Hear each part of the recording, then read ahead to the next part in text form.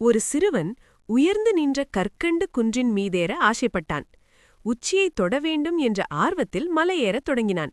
ஆனால் பாறைகள் வழுக்கின, பிடிமானங்கள் தளர்ந்தன. ஒரு கட்டத்தில் நிலை குலைந்து கீழே சரிந்து விழுந்தான். அவனது முழங்கால்களில் சிராய்ப்பு ஏற்பட்டு ரத்தம் கசிந்தது.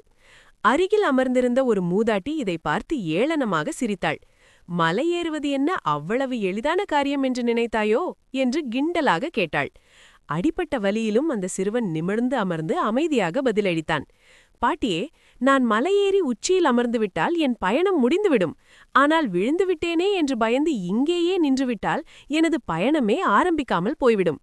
அவனது பதிலில் இருந்த தெளிவு அந்த மூதாட்டியை வியக்க வைத்தது. சிறுவன் மீண்டும் எழுந்தான். இந்த முறை காயங்களையும் வலியையும் பொருட்படுத்தாமல் கூடுதல் கவனத்தோடும் விடாமுயற்சியோடும் மலையேறினான். இறுதியில் குன்றின் உச்சியைத் தொட்டு சாதனை படைத்தான்.